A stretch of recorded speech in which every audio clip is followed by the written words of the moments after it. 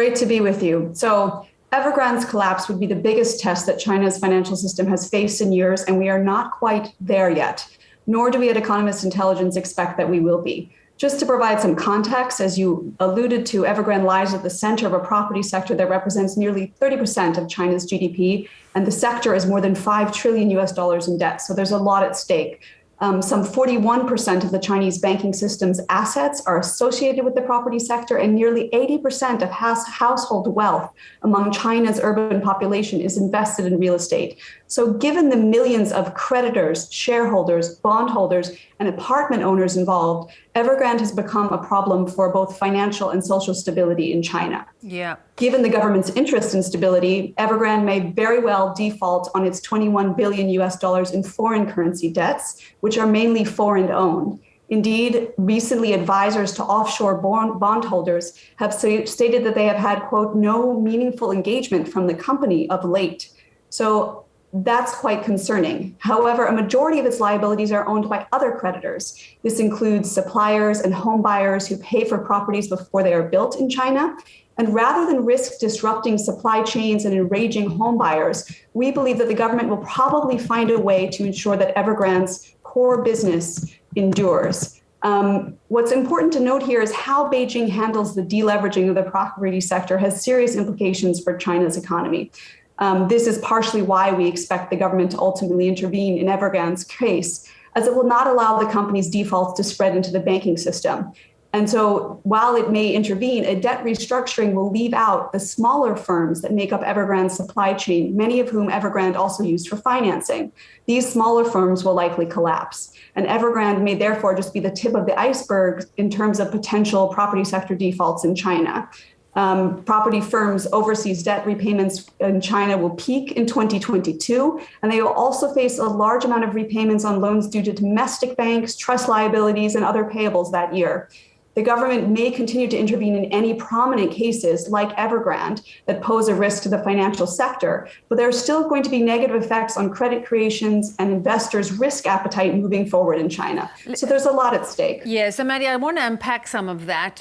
This property bubble, if you like, in China, is it similar to like a Lehman moment that really created the 2007 crash right around the world? Yeah, that's an excellent question, and it's one that we've been hearing a lot these days. There are certain similarities just in terms of the sheer size. However, if you look at China's financial sector overall, it's always daunting because of its size. And to put things in perspective, I would say that it's not actually a Lehman Brothers moment. Partially, in fact, because we've been talking about the bubble already for more than 10 or 15 years. This is not a new crisis at Evergrande.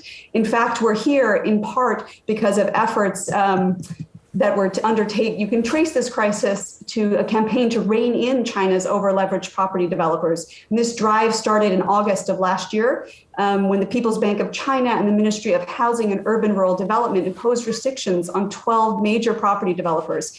Essentially, they were recognizing that demand-side restrictions did little to contain housing prices. And so they shifted their priorities to the supply side, setting debt limits on property developers. So this was, in essence, reaffirming the government's determination to rein in surging property prices, echoing a call from China's President Xi Jinping that houses are for living, not for speculation. The other salient point of why it's not a Lehman Brothers moment is that what you're seeing with Evergrande is essentially a liquidity crisis. It's not, so in the context also of Evergrande's indebtedness, even an Evergrande default is unlikely to trigger a financial crisis at a national level, let alone a global financial crisis like the subprime mortgage, because its total liabilities, although remarkably substantial, some $300 billion account for only 0.6% of total bank credit in China. Yeah. And its direct borrowing is actually a small proportion of that. Most of Evergrande's liabilities are to its suppliers, and they can be restructured. So in contrast with the 2007 to 2009 financial crisis, there are no derivatives based on Evergrande's bonds or trade payables. And so it, again, also because the debt issue has been well known for years, and so it's not going to trigger a market panic like we saw in the global financial crisis. Of course, but what we did global financial markets have been ruled by the missed payments in recent weeks. But Mattie, what we did see was we saw slowing. Go ahead. Sorry, excuse me. No, that's okay. We saw slowing GDP coming out of China today. We know that's also got something to do with the energy crisis. I wonder whether Xi's common prosperity that he is very solid about going forward, is this playing into this? Is this a real test of this new policy? So I think the slowdown in GDP is not attributable to the common prosperity policy per se. It's essentially, it is linked though to this crisis. You know, China has for decades, or for a decade at least, been looking to rebalance its economy away from the property sector and reliance on exports and towards increased domestic consumption. And essentially the slowdown in GDP in part for this year is due to reduced consumption in the first 3 quarters of the year. And so in that regard, there is a link. The rebalancing of the economy that the current government is trying to achieve in order to spur growth, as the growth model for China has shifted. China is no longer the world's factory as it once was. A lot of manufacturing has shifted to other nations in Southeast Asia and other parts of the world. And it's trying to spur growth from within and more sustainable growth models, the property sector being a good example of an unsustainable growth model. And, you know, as you said earlier, a bubble. It's not bursting, but you could certainly say it's deflating. So they're looking for other ways and other opportunities for growth. Common prosperity could be another piece of that.